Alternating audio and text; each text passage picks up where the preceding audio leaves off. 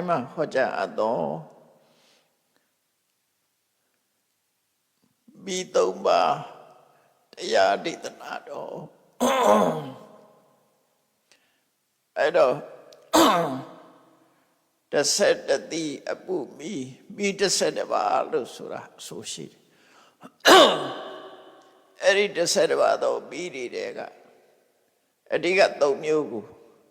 ဒီကနေ့နာယူမှတ်သားကြရအောင်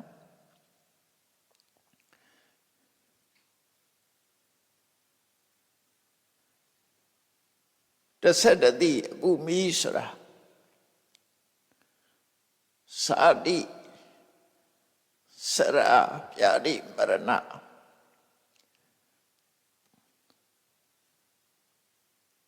တောကပရိဒေဝဒုက္ခဒေါမနတာ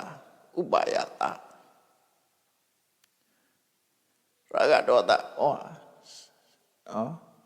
စာတိယေစရာမရဏယေစာတိစရာမရဏတောကပရိဒေဝဒုက္ခဒေါမနတာဥပါယတာပြီးတော့မှရာဂဒေါသမောဟအဲ့ဒါကိုပဲမိတစ်ဆက်တပါးလို့မြတ်စွာဘုရားဟောတာဖြစ်တယ်နော်အဋိဋ္ဌပရိယယသုံးမှာတစ်ဆက်တတိအပုမိတို့ဤငြိမ်းအေးရာဆိုပြီးမြန်မာတွေမှာ၃နှစ်ရှိကြတယ်ပေါ့နော်အဲ့ဒီမိတွေနဲ့ကြုံတွေ့ကြရတယ်ဆိုပါစို့လူဘဝရလာပြီဆိုလို့ရှိရင်ပထမဆုံးတွေ့ကြုံရတဲ့ဟာကစာတိပဲမွေးဖွားလာတာကိုဘာကြောင့်ပြီးလို့ခေါ်ရလဲလို့ဆိုရင်မွေးဖွားခြင်းကြောင့်ကြုံတွေ့ရမယ့်ဒုက္ခတွေအလုံးစိတ်ဆင်းရဲရတာတွေကိုယ်ဆင်းရဲရတာတွေအဲ့တော့စာတိမိလောင်လိုက်ပြီဆိုလို့ရှိရင်နောက်ဆက်တွဲတွေကအကောင်းမလာတော့ဘူးပေါ့နော်မွေးလိုက်တာနဲ့တပြိုင်နက်အလုံးဟာတာဝန်ရှိသွားတယ်ဘာတွေတာဝန်ရှိတုံးဆိုရင်ဘာတွေတက်ရောက်လာနိုင်တုံးဆိုရင်လူတယောက်ဟာလူလောကမှာမွေးလိုက်တာနဲ့တပြိုင်နက်လောကမှာတွေ့ကြုံရမယ့်ဒုက္ခတွေအတွက်သူကဆင်းသင်းဖြစ်သွားတယ်အကယ်၍မမွေးဘူးဆိုရင်ဒီဟာတွေကသူ့မှာဒါတွေရဖို့မရှိဘူး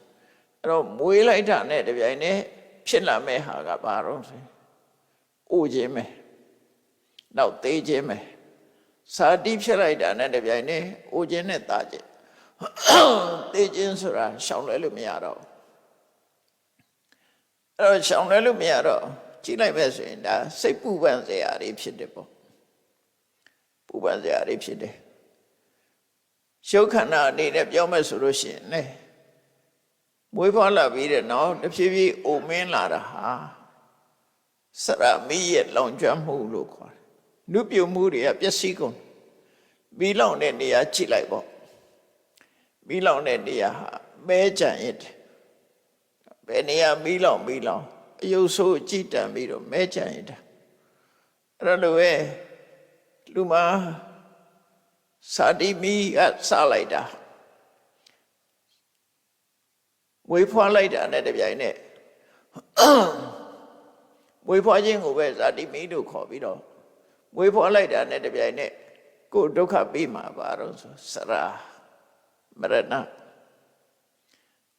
တွေဟာပျက်စီးဆုံးရှုံးမှုတွေပဲလူပြုတ်မှုတွေကိုလောင်ကျွမ်းပြလိုက်တယ်လူရဲ့လူပြုတ်မှုမှန်သမျှကိုလောင်ကျွမ်းပြလိုက်တာဒါကြောင့်မို့စရာမိအသက်ရှင်သန်နေမှုတွေကိုလောင်ကျွမ်းပြလိုက်တာမရဏမိစာတိမိစရာမိမရဏမိစာတိကတော့သူ့ကိုအစာပြုတာမဟုတ်မိဟုသမျှကိုဖိတ်ခေါ်လို့သူ့ကိုမိလို့ခေါ်တဲ့သဘောရှိတယ်နော်ဒုက္ခတွေအလုံးကိုဖိတ်ခေါ်တာဖြစ်တယ်စာတိရဲ့စရာရဲ့မရဏရဲ့အဲ့ဒီနောက်မှာဒီသုံးခုကတော့အရင်ခံမယ်ပေါ့နောက်ဖြစ်လာနိုင်တာတွေကဘာတွေတုံးဆိုရင်တောကဘဝအတွက်စိုးရိမ်ရမှုတွေဘဝနဲ့ပတ်သက်ပြီးဆက်သွယ်လာတဲ့ ကိုခန္ဓာကိုယ်အတွက်လည်းကိုယ်အတွက်လည်းဆိုရင်ရတယ်ကိုယ်နဲ့ပတ်သက်တဲ့ပုဂ္ဂိုလ်တွေအတွက်လည်းဆိုရင်ရတယ်ကိုယ်ဆွေမျိုးသားချင်းတွေအတွက်လည်းဆိုရင်ရတယ်နောက်တစ်ခါကိုယ်ပစ္စည်းတွေအတွက်လည်းဆိုရင်ရတယ်ကိုယ်ချမ်းသာရေးအတွက်လည်းဆိုရင်ရတယ်ဆိုရင်စရာတွေအများကြီးတက်လာနော်ဘာလို့လဲဆိုရင်နေဆိုတာပျက်စီးမှုနဲ့ကြုံတော့မယ်ဆိုရင်လည်းစိတ်ပူတယ်ကြုံနေရင်လည်းစိတ်ပူတယ်ကြုံပြီးတဲ့နောက်မှာလည်းစိတ်ပူတယ်လို့ပြောမှာဖြစ်တယ်အဲစိတ်ပူစရာတွေနဲ့တွေ့လိုက်တဲ့အခါမှာတောကဆိုတာဖြစ်တယ်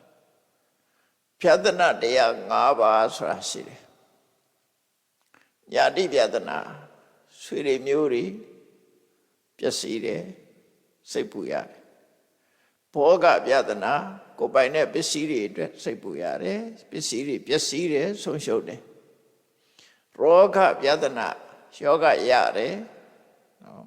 ယောဂရခြင်းဟာဖြဒနာတစ်ခုပဲဘာပျက်စီးတာတော့ဆိုကျမ်းမာမှုပျက်စီးတာအဲ့ဒါကျမ်းမာရေးပျက်စီးသွားလို့ရောဂဖြဒနာလို့ခေါ်တာအဲ့ဒါလည်းဆိုရင်ရတာပဲဆိုရင်ကြတာပဲတောကဖြစ်ရတယ်နောက်တစ်ခါကျတော့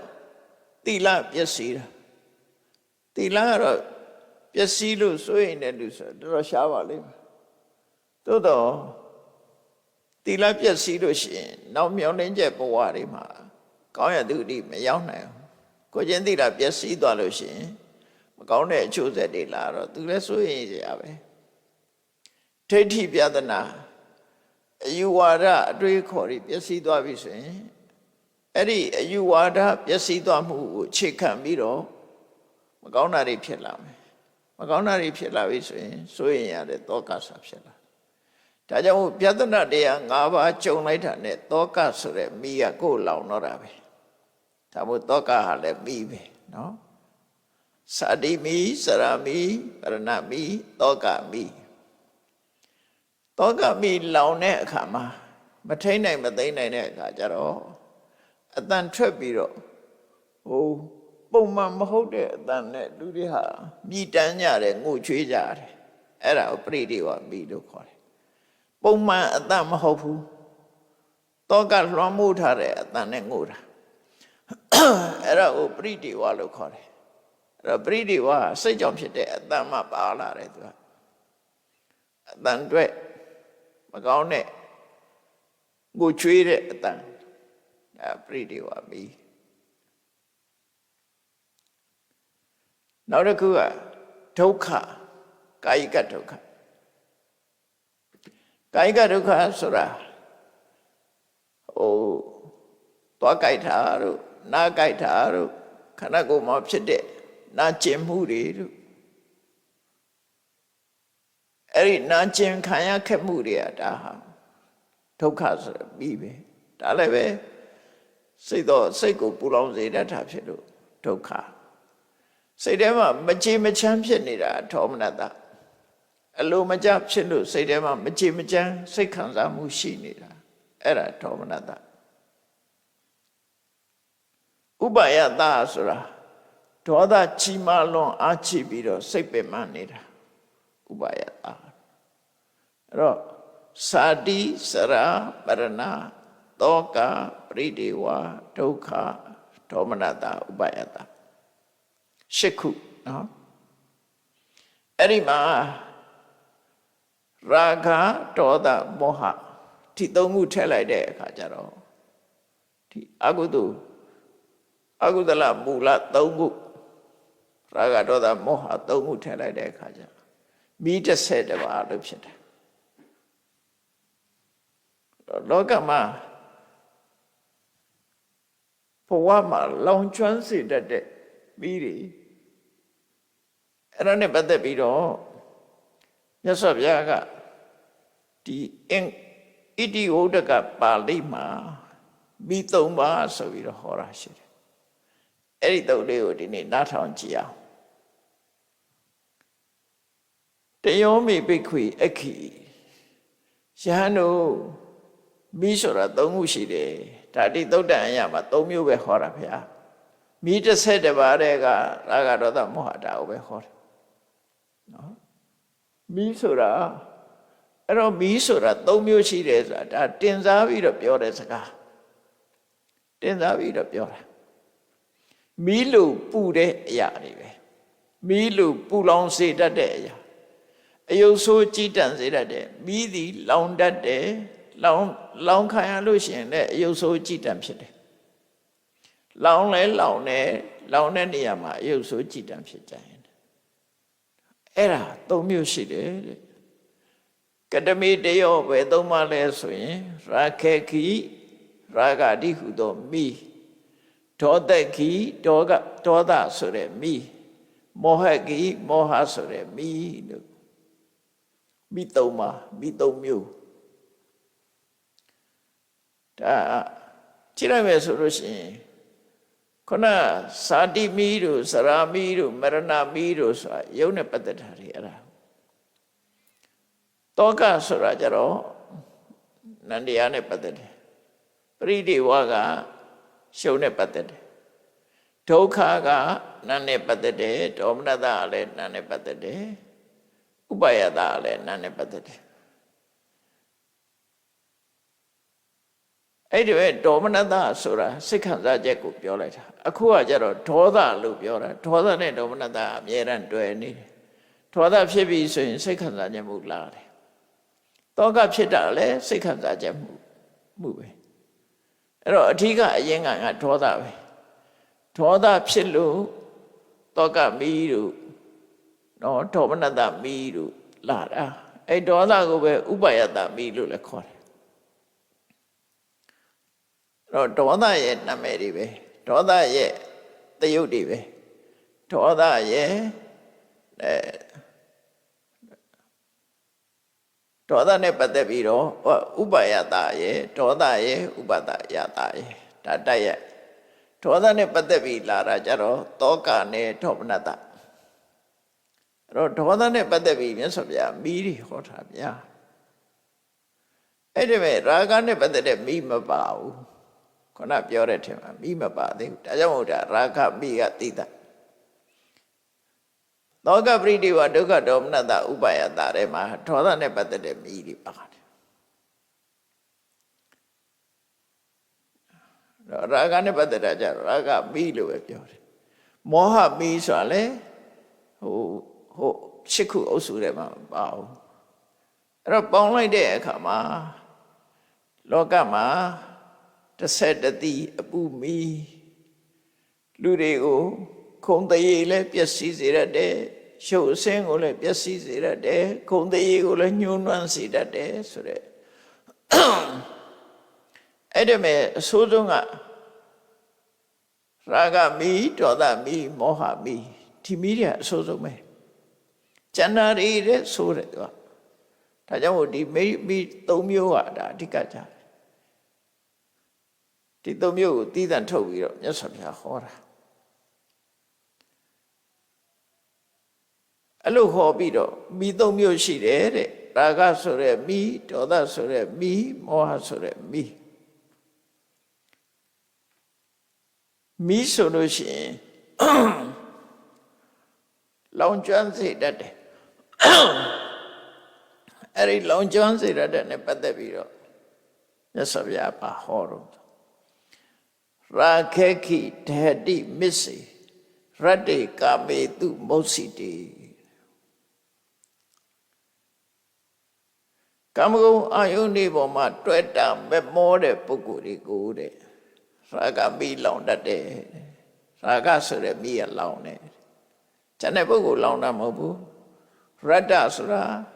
တွေ့တာတယ်မဲ့မောတယ်နော်တွေ့တာမဲ့မောတယ်ဘယ်ဟုတ်တွေ့တာမဲ့မောတာတော့ဆိုကာမကာမေတုရတ္တိမုတ်စီတေကာမဂုဏ်ဒီပေါ်မှာတွေ့တာပြီးတော့မိမောနေတာကာမအာယုံပေါ်မှာမိမောတယ်ဆိုတာအဲ့ဒီပေါ်မှာသူကရစ်မှုပြီးတော့ဖြစ်နေတာ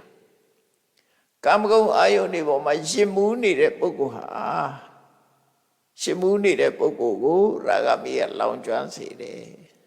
ရာဂမိကလောင်ကျွမ်းတတ်တယ် သူ့ရဲ့နေမှာရာဂမီးလောင်တာပဲဒါမီးလောင်နေဆိုတာတမားအဖြစ်တော့လူတွေကမသိကြဘူးမီးလောင်ခံရတယ်ဆိုတာအဖို့တန်တဲ့ပစ္စည်းတွေဆုံးရှုံးတာပေါ့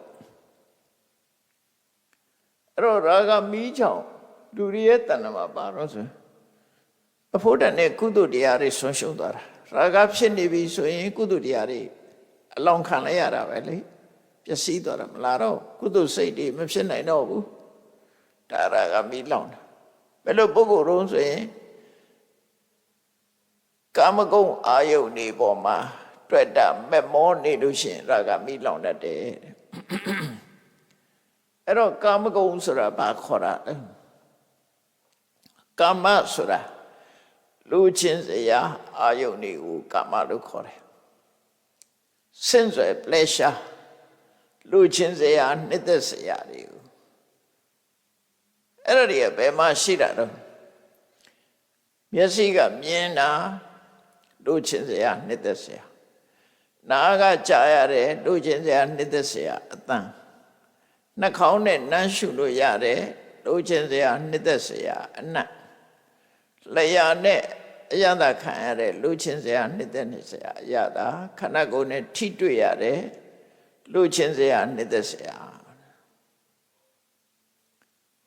တော့လူမျက်စိနဲ့ဆက်သွယ်လာတာရှိတယ်နားနဲ့ဆက်သွယ်လာတာရှိတယ်နှာခေါင်းနဲ့ဆက်သွယ်လာတာရှိတယ်ကိုယ်ကာယနဲ့ဆက်သွယ်လာတယ်ဟောဒါလွဲလို့ပါရှိသေးတော့စဉ်းစားကြည့်လိုက်နာမည်တွေလျှောက်တတ်ရင်တော့မပြီးနိုင်တော့ဘူးပေါ့နော်နာမည်တွေလျှောက်တတ်ရင်အဝတ်ထဲစိတ်ရွှေရတနာအင်္ဂေဟာပြောလို့ဆုံးနိုင်ဘူးနော်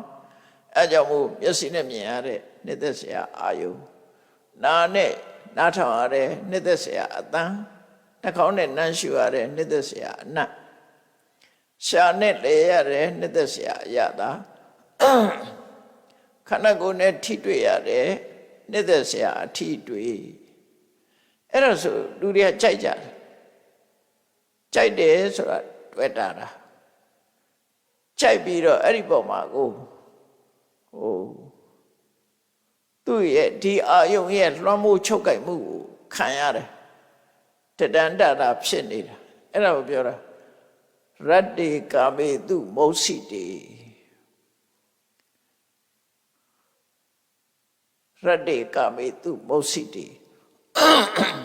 နှစ်သက်စရာအာယုန်ဒီပေါ်မှာမမောတွေ့တာပြီးနေတဲ့တတ္တဝါတွေကိုတဲ့ရာခေခိတဟတိရာဂမိရလောင်တယ်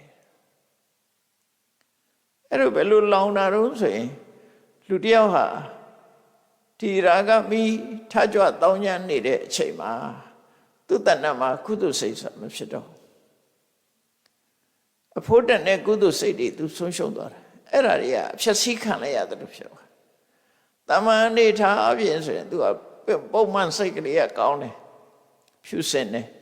အဲ့တော့ရာဂဝင်လိုက်တာနဲ့တပြိုင်နက်သူဟာပုံမှန်စိတ်အခြေအနေမဟုတ်တော့ဘူးရာဂလွှမ်းမိုးသွားတဲ့စိတ်ဖြစ်သွားတယ်အဲ့တော့ရာဂရှိနေတဲ့ပုဂ္ဂိုလ်တယောက်လွှမ်းမိုးခြင်းခံရတဲ့ပုဂ္ဂိုလ်တယောက်ကဘာလုပ်တုံးဆိုရင်သူများအသက်တတ်ဖို့လည်းဝန်မလေးဘူးသူများဥစ္စာခိုးဖို့လည်းဝန်မလေးတော့ဘူးသူတို့ဘာတမယပြစ်မှာဖို့လည်းဝန်မလေးတော့လိန်ပြောဖို့ရလည်းအဆက်ဖြစ်တယ်မူရစေဝသုံးဆွဲဖို့လည်းဖြစ်တယ်ဆိုလိုတာဒုစရိုက်မှန်သမျှလုံနိုင်အဲ့လိုလုံတာကရာဂမိလောင်တာလို့ခေါ်တယ်အဲ့လိုဖြစ်သွားလို့ရှိရင်ဒါရာဂမိလောင်တာနော်ရာဂမိလောင်လိုက်တာ ਨੇ ဒီပုဂ္ဂိုလ်ဟာရာဂမိအလောင်ခံရတာ ਨੇ သူဟာအယုတ်ဆိုးကြည်တံဖြစ်သွားတယ်ရုပ်ဆိုးသွားတယ်လူထဲမှာဆိုရင်သိက္ခာမဲ့တဲ့ပုဂ္ဂိုလ်ဖြစ်သွားတယ်ဒီလူကပါတယ်ဆိုရင်ပမာစကားမှပြောတယ်လေ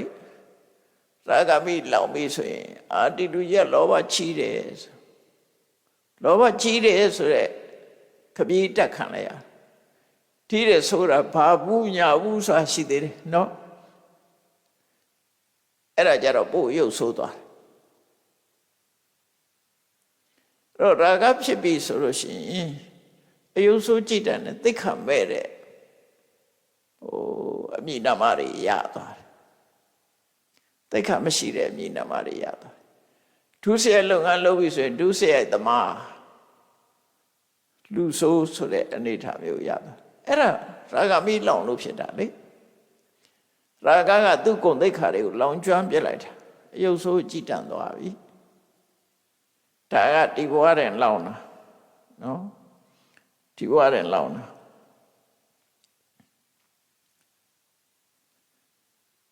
အဲ့ဒီမီးလောင်နေတာကိုမငြိမ့်သက်ဘူးဆိုလို့ရှိရင်နောက်ဘဝမှာလည်းပဲငရဲမိလောင်တာခံရတယ်တိရစ္ဆာန်ဘဝရောက်တာခံရတယ်ပြိတ္တာဘဝမှာဒုက္ခခံရတယ်ဒုက္ခမိရဆက်လောင်မှာအကြရာဂမိလောင်တဲ့အချိန်မှာမငြိမ့်သက်လိုက်ဘူးဆိုရင် तू ကဆက်လောင်သွားနော်ဘဝမှာဆက်လောင်သွားနိုင်အဲ့တော့မြတ်စွာဘုရားကဒါလေးဟောတယ်ရာဂခိဓတိမစ္စေရတ္တိကာမေတုမုတ်စီတေကာမေတုလိုချင်စရာအာယုန်တို့၌ရတ္တိဆွဲမဲ့နေကြတဲ့မုတ်စီတေတွေ့ဝေမိန်မောပြီးတော့နေကြတဲ့မစ္စေတရဝတေကို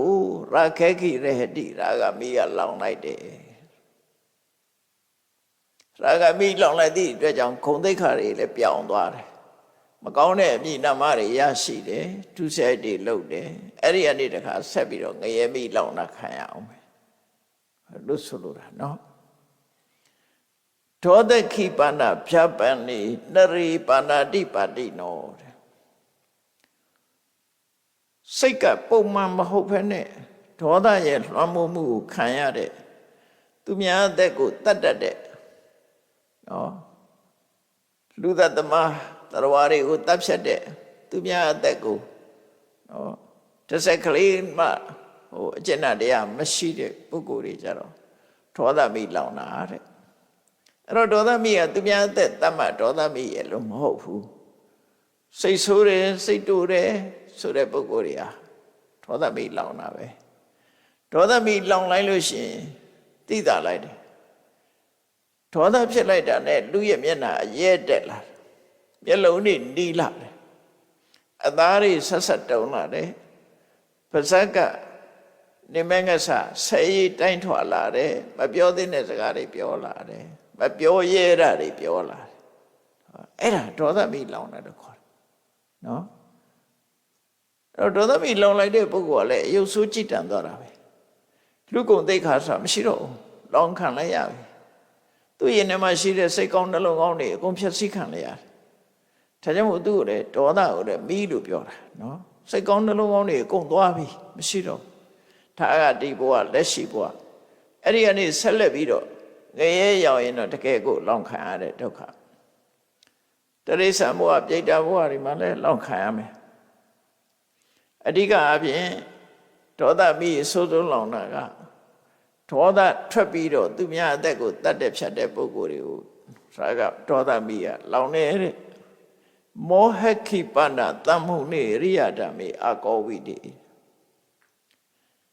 ဘုရားရဲ့အဆုံးအမတရားတွေပေါ်မှာ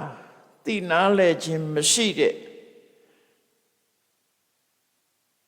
အမှန်တရားနဲ့ပတ်သက်ပြီးတွေးဝေးနေတဲ့ပုဂ္ဂိုလ်တွေကိုမောဟမိကလောင်တာအဲ့တော့မောဟမိလောင်နေဆိုတာဘယ်လိုလောင်တာလဲမောဟမိလောင်နေတဲ့ဆိုတဲ့ပုဂ္ဂိုလ်တယောက်ဟာခုနလိုဒေါသကြီးတာလည်းမဟုတ်ဘူးလောဘဖြစ်တာလည်းမဟုတ်ဘူးမောဟမိလောင်ပြီဆိုရင်လှုပ်တဲ့နာနဲ့မလှုပ်တဲ့နာ तू မသိဘူးမသိုံနဲ့မကဘူးမလှုပ်တဲ့နာကိုလှုပ်တဲ့နယ်လို့ထင်တယ်လှုပ်တဲ့နာကိုမလှုပ်တဲ့ဘူးလို့ထင်တယ်တော့မလှုပ်တဲ့နာကိုလှုပ်တဲ့နယ်ထင်ပြီးတော့လှုပ်လိုက်တော့ပြဿနာတက်တယ်လှုပ်တဲ့နာကိုမလှုပ်တဲ့ဘူးဆိုပြီးမလှုပ်ဘဲနေလိုက်တဲ့အခါကျတော့အကျိုးတွေဆိုးရုပ်သွားတယ်အဲ့ဒါမောဟမိလောင်တယ်လို့ခေါ်တယ်။ဩမောဟမိကရင်ရင်လေးပဲလောင်သွားတာလောင်မှမသိလောင်သွားတာလှုပ်သမျှပြောသမျှစကားလှုပ်သမျှအလုပ်တွေဟာကိုယ်ကာဖြစ်တယ်အဲ့ဒါမောဟမိမလှုပ်တဲ့နာတွေလှုပ်ကိုယ်ကာဖြစ်တယ်လှုပ်တဲ့နာမလှုပ်ရင်လည်းအကျိုးတွေပျက်စီးတယ်ဘဝမှာဆုံးရှုံးနစ်နာမှုတွေနဲ့သွားတယ် အမှန်တရားကိုမသိဘူးမောဟမိလောင်ပြီဆိုရင်အမှန်တရားကိုမသိဘူးဒီစကားပြောတဲ့သလားမပြောတဲ့ဘူးလားပြောလိုက်တယ်ပြဿနာတက်တယ်ဒီအလုပ်လုပ်တဲ့သလားမလုပ်တဲ့ဘူးလားမသိဘူးပြဿနာတက်တယ်သူ့အလုပ်ကပြဿနာတွေဖြစ်လာတယ်ပြဿနာဖြစ်လို့ဒါတွေဖြေရှင်းရတာနဲ့ပဲသူဟာသွားရောဘဝမှာအဲ့ဒါမောဟမိလောင်တယ်လို့ခေါ်တယ်နော်တရားကိုလည်းမသိဘူးအဲ့တော့ရာဂမိကတွေ့တာတတ်မဲ့တတ်တဲ့ပုဂ္ဂိုလ်တွေကိုလောင်ပြီးတော့ဒေါသမိကတော့ရက်ဆက်တဲ့ပုဂ္ဂိုလ်တွေကိုလောင်တယ်မောဟမိကတော့တရားအသိမရှိတဲ့ပုဂ္ဂိုလ်တွေကိုလောင်တယ်အကျဉ်းချုပ်ပြောမှဆိုတာနော်ရာဂမိကအာယုန်တွေပေါ်မှာတွေ့တာတတ်တဲ့ပုဂ္ဂိုလ်တွေကိုလောင်တယ်ဒေါသမိကနော်ရက်ဆက်တဲ့ပုဂ္ဂိုလ်တွေကိုလောင်တယ်မောဟမိကအမှန်မသိတွေ့ဝေးတဲ့ပုဂ္ဂိုလ်တွေကိုလောင်တယ်အတိတရားကင်းတဲ့ပုဂ္ဂိုလ်တွေကိုမောဟမိလောင်တယ်ဟုတ်ပြီအဲ့လိုမိကိုမသိဘူးဆိုရင်ဘာလို့ဖြစ်လဲဣတိအခီအသနန္တာတက္ကာယဖိရတပ္ပစာတဲ့ဆိုဗျာအဲ့လိုရာဂတို့ဒေါသတို့မောဟတို့ကိုမိမှန်မသိဘူးဆိုလို့ရှိရင်မိကိုမိမှန်မသိဘူးလောင်တာကိုလောင်မှမသိလိုက်တယ်အဲ့လိုမိမှန်မသိဘူးဆိုတဲ့ပုဂ္ဂိုလ်ဟာတက္ကာယပိရတပ္ပစာမသိတဲ့ပုဂ္ဂိုလ်တွေဟာခန္ဓာကိုယ်ပေါ်မှာတွေ့တာမှုတွေဖြစ်တယ်မုန်းတိမှုတွေလည်းဖြစ်တယ်မှန်မသိမှုတွေလည်းဖြစ်တယ်ရထားတဲ့အခြေအနေတစ်ခုပေါ်မှာတွေ့တာခြင်းမုန်းတိခြင်းအမှန်မသိခြင်းဆိုတာတွေပေါ်မှာသူဟာတဝဲလဲလည်းဖြစ်နေ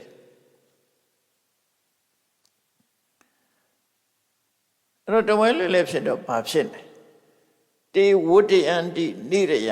တိရိစ္ဆာနိသယောနိယောအတုရံပိဋိဝိတယေအမုဒ္ဒပါဏမာရပဏနာအဲ့ဒီမီးလောင်တာကိုမီးမှန်မသိတဲ့ပုဂ္ဂိုလ်တွေဟာမသိလို့အလောင်းခံရပြီးတဲ့နောက်မှာကြုံတွေ့ရမယ်ရလတ်ကအမတမဆိုးတယ်ရာဂဒေါသမောဟမီးတွေလောင်တဲ့ပုဂ္ဂိုလ်ဟာအဲ့ဒီမီးတွေကပို့ပြီးတော့ကြီးမားတိုးတက်များပြားလာပြီဆိုလို့ရှိရင်ဥပမာရာဂကလည်းပဲလောင်မှုကအားကောင်းလာတယ်ဒေါသလောင်မှုကအားကောင်းလာတယ်မောဟလောင်မှုကအားကောင်းလာတယ်ဆိုဘာဖြစ်လဲဆိုငရဲဘဝငရဲကြတယ်ငရဲမိတွေလောင်ခံရတယ်ငရဲဒုက္ခတွေခံရတယ်တိရိစ္ဆာန်ယောနိတိရိစ္ဆာန်ဘဝရောက်သွားတယ်အဲ့မှာစဉ်းစားကြည့်ငရဲဆိုတာကြတော့ချမ်းသာတဲ့အချိန်လေးကတစ်စက်မှမရှိတာငရဲနိအယနိရယဆိုတာနိအယအယဆိုတာချမ်းသာဒုက္ခနိဆိုတာကင်းနေငရဲဘဝဆိုတာတစ်စက်လေးမှချမ်းသာဒုက္ခမရှိတဲ့နေရာချမ်းသာဒုက္ခကင်းကွာနေတဲ့နေရာနိရယတိရိစ္ဆာန်ကြတော့တိရိစ္ဆာန်ဘဝဆိုတာလုံခြုံမှုမရှိဘူးအညမညခါရိကအချင်းချင်းသတ်စားကြတယ်ဒုဗ္ဗလခါရိကအားနေတဲ့အကောင်ကိုအာကြည့်တဲ့အကောင်ကအနိုင်ကျင့်သတ်စားတယ်ဒီကောင်တစ်ကောင်သတ်စားနေတာတိရိစ္ဆာန်ဘဝလုံဒီထဲကလူတွေကလည်းသတ်စားသေးတယ်တိရိစ္ဆာန်တွေကနိုင်ကျင့်ခံနေရတယ်အဲ့တော့ဒီဒုက္ခကြီးတွေနဲ့ကြုံတွေ့ရတာပဲအဲ့ဒါဘယ်သူကြောင့်တွေ့တာတော့ဆိုမိလောင်ခံထားရလို့တွေ့တာနော်ရာဂဒေါသမောဟမိဆိုတာမသိလို့ဖြစ်တယ်အတုရံပိဋိဝိတယံအတုရကာယနော်ပြီးတော့ပြိတ္တာအတုရကေဆိုမတောက်ပါတဲ့ဘဝအတုရကာယဆိုတာတောက်ပမှုမရှိတဲ့နှုံချတဲ့ဘဝပြိတ္တာထဲမှာအနှုံစားအခြားစားဆင်းရဲနွမ်းပါတဲ့ဥပမာလူဘဝမှာလည်းရပြီးတော့လုံးဝတောက်ပမှုမရှိပဲနဲ့တနေ့လုံးမှတနေ့စားဆင်းရဲဒုက္ခနဲ့နေရတာလည်းညစ်တိညစ်ပတ်မှနေရတယ်နော်စားရတာလည်းအကောင်းမဟုတ်ဘူးအများကြီးပဲလူတွေထဲမှာကိုရှိတယ်နော် အိမ်မရှိရမရှိသုတ်တန်ထဲမှာနေတယ်သူများကြွေးတာပေးတာလေးစားနေရတယ်တော့အဲ့ဒါမျိုးတွေလူထဲမှာလည်းပဲဘုံကမရှိတော့ဘူးဆိုလို့ရှိရင်အဲ့လိုဖြစ်တယ်အဲ့တော့ပြိတ္တာဘဝအတုရကဲဘဝအမုဒ္ဒပါရပဏနာမိလောင်ခံလိုက်ရတဲ့ပုဂ္ဂိုလ်ဟာမိကိုမငြိမ့်တတ်နိုင်ဘူးဆိုလို့ရှိရင်ငရဲကြတယ်ငရဲလည်းမလွတ်နိုင်ဘူးတရိစ္ဆာန်ဘဝရောက်တယ်မလွတ်နိုင်ဘူးတရိစ္ဆာန်ဘဝမြတ်ဘလောက်ကြောက်စရာကောင်းလို့ဆိုစဉ်းစားကြည့်ပါနော်ကိုသိတဲ့တရိစ္ဆာန်ပဲကြည့်မသိတဲ့တရိစ္ဆာန်တွေအများကြီးပဲကိုတွေ့နေတဲ့တရိစ္ဆာန်တွေကြည့်လူတွေစားနေတဲ့ချက်တွေချက်သားစားနေကြ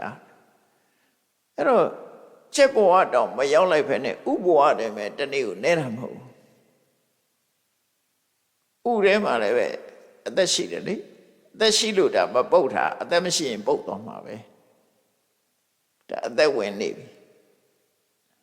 အဲ့တော့ဒီကောင်ဟာချက်ဘဝတောင်မရောက်လိုက်ဘူးဥဘဝနဲ့ပဲသိသွားတယ်ငါဆိုလို့ရှိရင်ငါမိခင်တကောင်ကဥပေါင်းဘလောက်ဥချီလိုက်မယ်ဆိုရင်ဘယ်သူမှသိချာရေးအတွက်မထားလို့တန်းချီရှိတယ်နော်ဒီတခါစိတ်ဝင်စားလို့ရှိရင်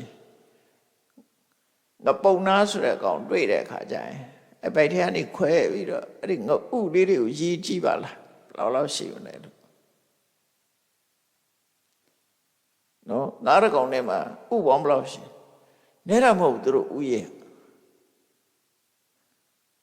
အဲ့တော့ငါးတောင်မဖြစ်လိုက်ရပဲနဲ့လောကကြီးမှာသူကသိသွားရအဲ့လိုဘဝတွေကအများကြီးဖြတ်တန်းနေကြတယ်နော်အကောင်တောင်မဖြစ်လိုက်ဘူးမျက်စိတောင်မပေါ်သေးလို့လောကကြီးကိုတွေ့တော့မတွေ့လိုက်ရဘူးအဲ့တော့ငါးတွေကြက်တွေသာလားလို့ဆိုမဟုတ်ဘူးလူတွေထဲမှာလည်းပဲလူဘဝကိုမတွေ့လိုက်ရတဲ့လူတွေအများကြီးရှိတယ်အဲ့ဒီမှာဆေးပညာရှင်တွေပြောတာရှိတယ်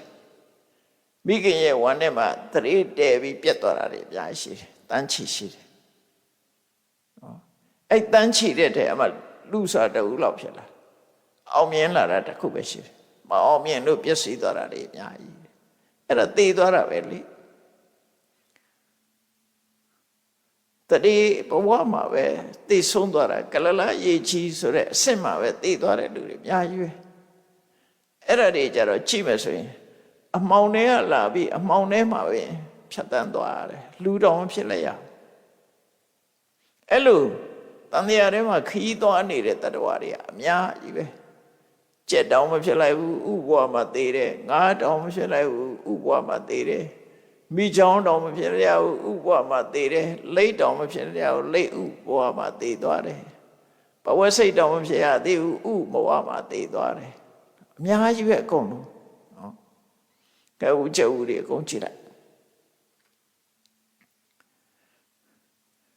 လောကမှာပေါက်ဖွာလာဖို့ပေါက်ဖွာလာနေကရှောနိ၄ပါးလို့ခေါ်တယ်မွေးဖို့မွေးနိ၄ခုရှိတယ်ဝေဖို့မွေးနိ၄ခုတစ်ခုကဘာတော့ဆိုလို့ရှိရင်ဆလာဖူးစာလူတွေနွားတွေမြင်းတွေမွေးဖို့မွေးနိကတစ်မျိုးမိခင်ရဲ့သားအိမ်ထဲမှာတရေတည်ပြီးတော့မွေးတာနော်အဲ့ဒါကိုဆလာဖူးစာလို့ခေါ်တယ်ဆလာဖူးဆိုတာသားအိမ်စာဆိုတာဖြစ်တာဆလာဖူးစာ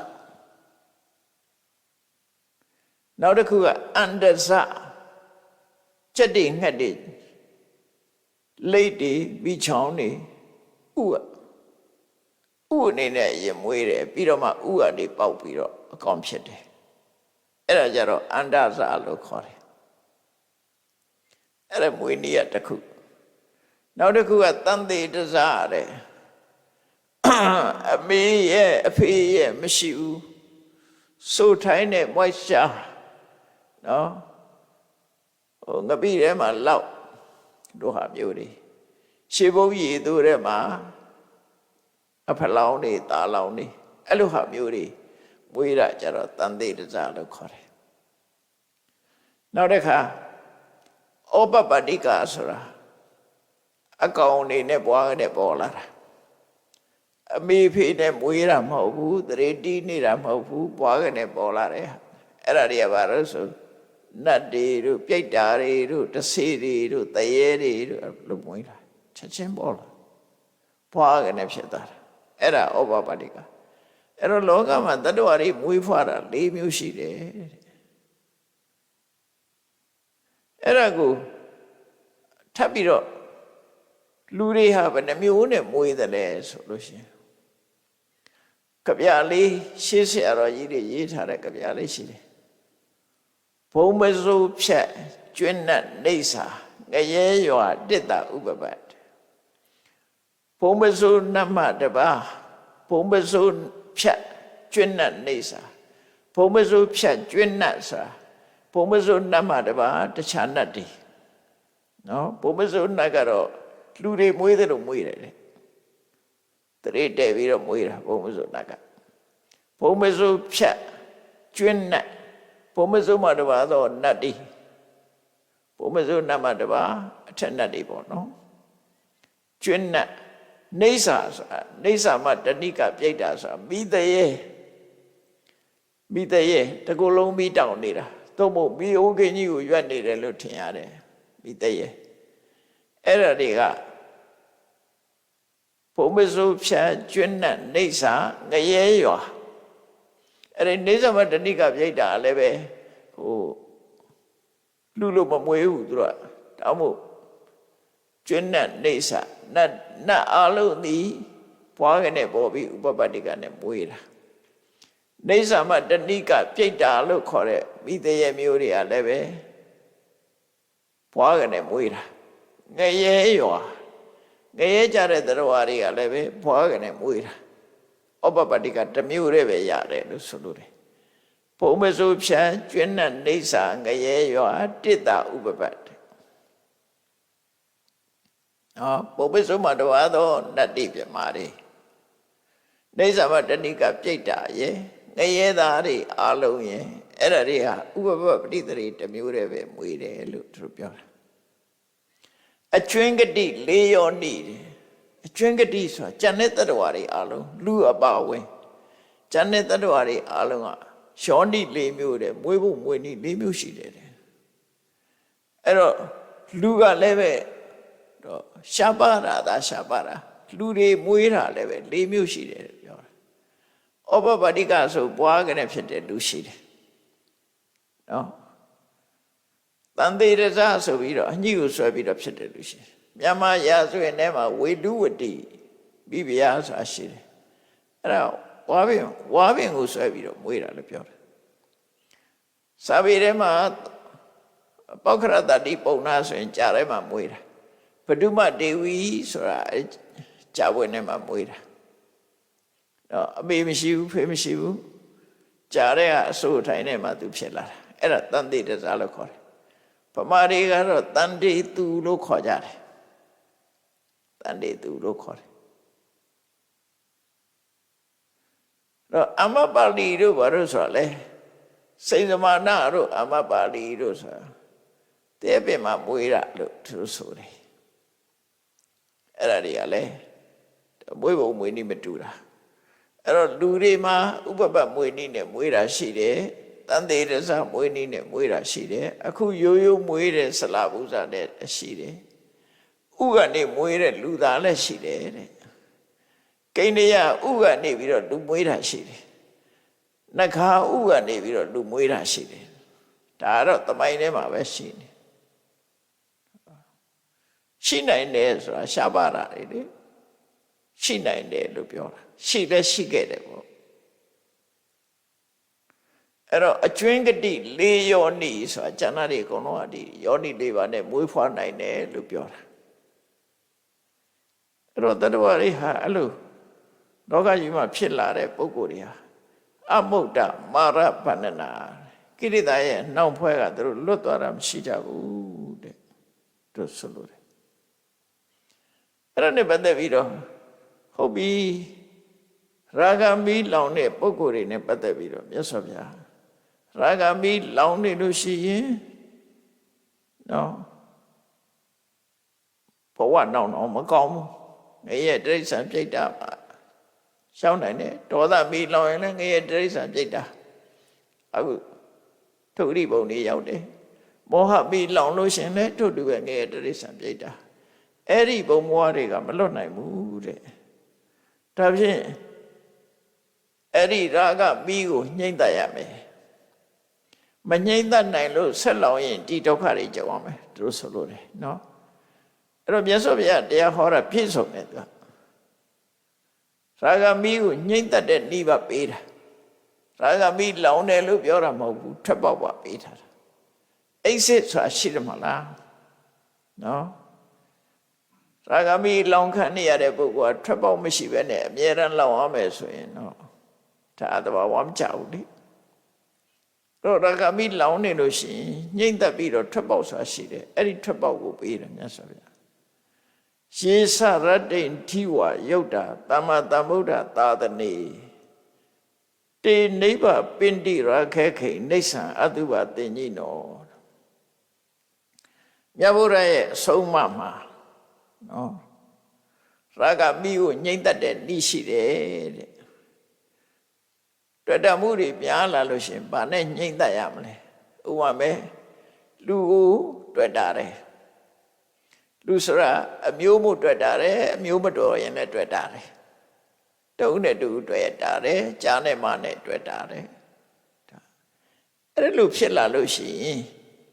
ဘာနဲ့ညှိမ့်တတ်ရမလဲဆိုအတုပတင်ညာပွားပြီးတော့ညှိမ့်တတ်ပါတဲ့လူရဲ့ခဏမှာမတက်မတဲ့ယွန်းစဝဲတွေကိုစဉ်းစားပြီးတော့ကိုတတ်မဲ့တဲ့တဏှာကိုလျှော့ချပါလို့ပြောတာနောက်တစ်ခုကအနိစ္စတင်ညာဒီမှာတော့အနိစ္စတင်ညာကိုမဟောဘူးမြတ်စွာဘုရားကအတုပတင်ညာနဲ့ပွားပါအတုပတင်ညာဆိုတာမတင်တယ်ဘူးဆိုတဲ့ဟိုစိတ်ထဲမှာစွဲနေအောင်မှတ်ထားဖို့တို့ဆိုလို့တယ်ဟုတ်တာပေါ့လူဆိုတာမနဲ့အေးရတာပြီဆိုရင်တန်ရှင်းလုပ်ကြတယ်လေအဲ့တော့အေးရထားတဲ့အတိုင်းနေလို့ရမှာမရဘူးအေးရထားတဲ့ပုံစံအတိုင်းနေကြည့်ပါလားတစ်ပတ်လောက်ကိုယ်တော်မှပဲရှင်စရာဖြစ်လာမှာနော်အေးရထားတဲ့ပုံစံအတိုင်းဘာမှမလုပ်တဲ့ရိတ်လည်းမချိုးနဲ့မျက်နှာလည်းမသိနဲ့ဒီတိုင်းနေအတုပါလားသူပါလားစင်ကြယ်လားမစင်ကြယ်ဘူးလားဆိုတွေ့ပါတော့လူတွေတန်ရှင်းနိုင်လို့သာတူကြတဲ့သွားလို့ရတာတန်ရှင်းနိုင်လို့အကြည့်တန်ရှင်းတော့ရိုးရိုးတန်ရှင်းလို့မရဘူးသူကကာဗလို့ရသေးတယ်ကာဗလို့ရတယ်ဆိုတာရေမွေးဆွေရတယ်အမွေးနန္တာအသုံးပြုရတယ်ဒါတွေနဲ့ကာဗလို့ထားအမှန်လူကမွေးတာမဟုတ်ဘူးနန္တာတွေကမွေးတာအဲ့ဒါလူကမွေးတဲ့ထင်းနေတခါထပ်ပြီးတော့ဣတုရှင်းဖြစ်တာလူရဲ့ခန္ဓာကိုယ်ကမွေးတဲ့အရာတစ်ခုမှမရှိဘူးနော်အဲ့ဒါကာဗလောက်တာအဲ့ဒီကာဗမလောက်ဖဲနဲ့မူရင်းကိုသိအောင်စိတ်ထဲမှာစွဲနေအောင်မှတ်ထားတာအတုပတင်ညာမတင်တယ်ဘူးမတင်တယ်ဘူးဆိုတော့ဘယ်မှာသိတော့ဆိုရင်လူတယောက်ဟာအသက်နဲ့ကိုယ်နဲ့ကိုယ်စားကွဲသွားပြီဆိုရင်ဒါလူတွေအတုပလို့ခေါ်ကြတာအဲ့ကျမှအတုပခေါ်တယ်အမှန်တော့တည်သွားတဲ့ dead body နဲ့အသက်ရှင်တဲ့ dead body ဟာယွန်းစရာချင်းတူတူပဲ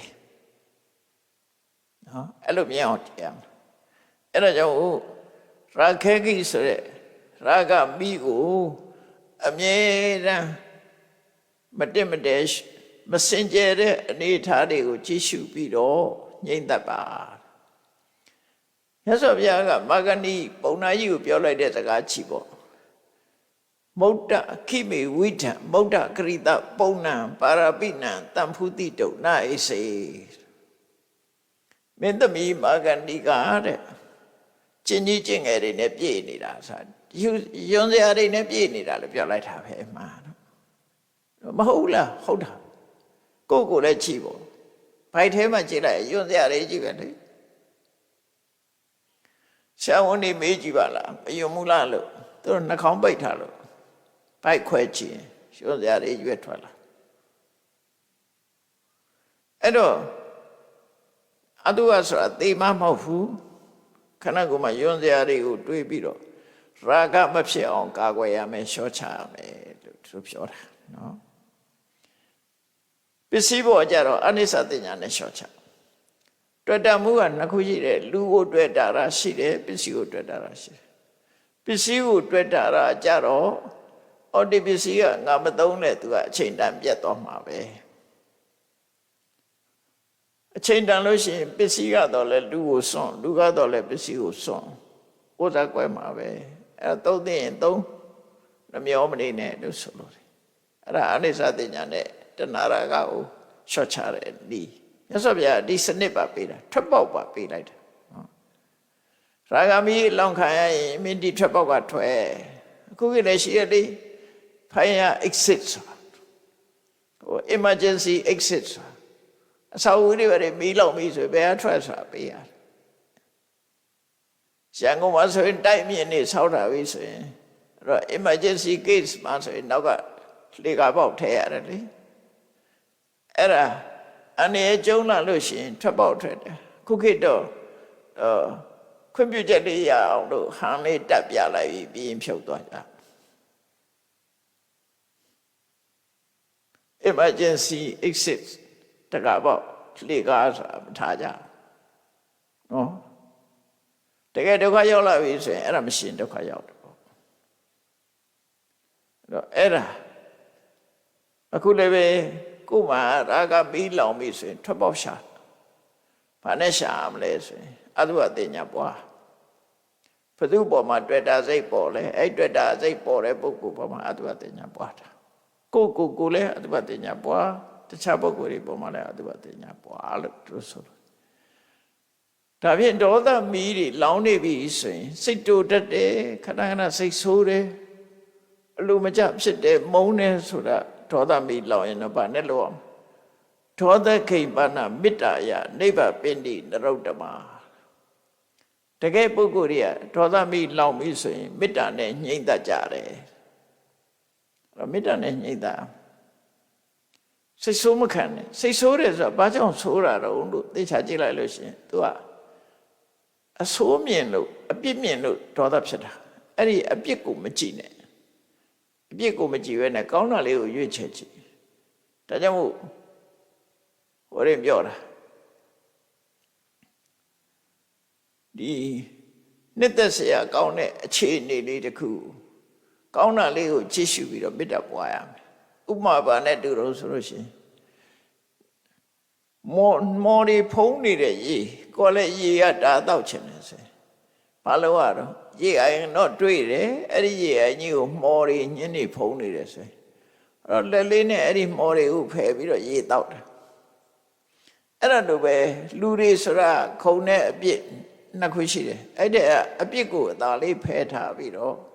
ကောင်းကွက်ကလေးတွေကြည့်ပြီးတော့မေတ္တာပွားရမယ်လို့သူပြောတာအပြစ်ကိုမကြည့်နဲ့ကောင်းတာလေးရှာကြည့်ပြီးတော့မေတ္တာပွားအဲ့ဒါဒေါသဆိုတဲ့မိကို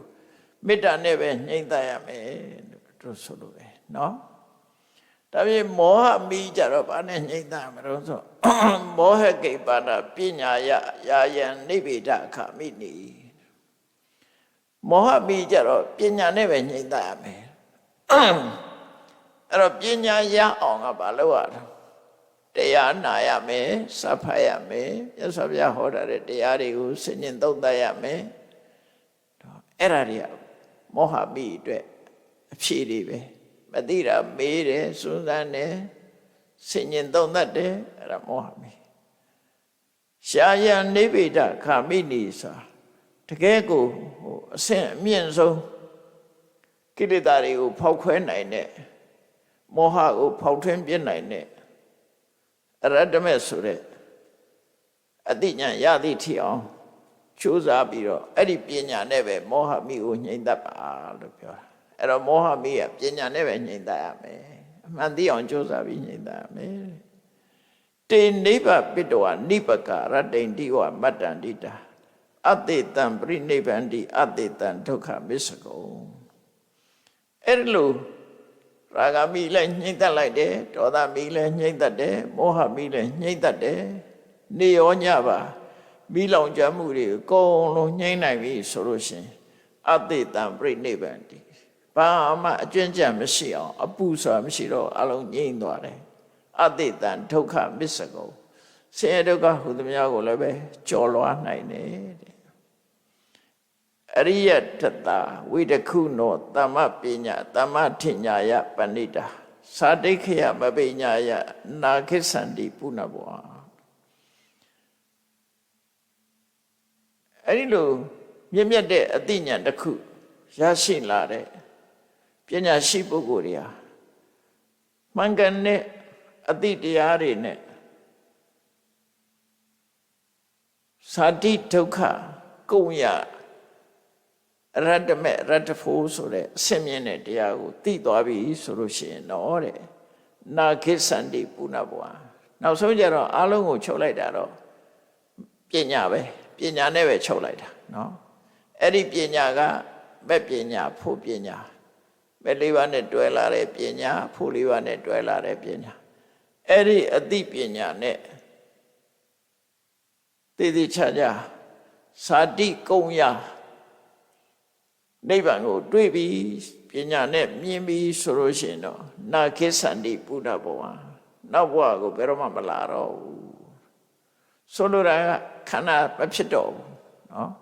နိဗ္ဗာန်ရောက်တဲ့ဆိုတာခန္ဓာမဖြစ်ဘူးတန်တရားဆိုတာခန္ဓာဖြစ်နေသေးတယ်ခန္ဓာရှိနေသေးရင်မိရလောင်အောင်မှာပဲခန္ဓာမရှိသည့်အတွက်ကြောင့်မိရမလောင်နိုင်တော့ဘူးအဲ့ဒါထာဝရငြိမ့်သွားတဲ့အငြိမ့်တတ်ပဲဖြစ်တယ်လို့ဒါကအက္ခိတုတ်တံမှာမြတ်စွာဘုရားဟောတဲ့မိသုံးပါးတရားနော်တစ်ဆက်တည်းပူမိတွေကအဆိုးဆုံးဖြစ်တဲ့ဒီမိသုံးပါးကိုခွဲခြားပြီးတော့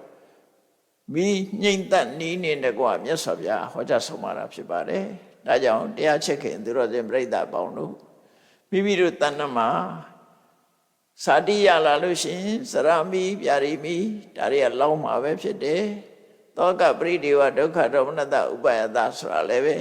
ကိရိတာမကင်းသေးရင်တွေ့နေဥမှာပဲဖြစ်တယ်အဆိုးဆုံးဖြစ်တဲ့ရာဂမိဒေါသမိမောဟမိတွေကိုအခုနီးနဲ့အတိုင်းဖြည့်ရှင်းပြီးတော့မိမလောင်အောင်ကာကွယ်ဆောင်းရှောက်နိုင်မယ်ဆိုလို့ရှိရင်ဆင်းရဲဒုက္ခအလုံးကိုလွန်မြောက်နိုင်ပါတယ်ဆိုတာကိုမှတ်သားပြီးမြတ်ဗုဒ္ဓရဲ့ဆုံးမအတိုင်းချစ်ကြံကြုတ်ကုတ်ပွားများအားထုတ်နိုင်ကြပါစေကုန်သတည်း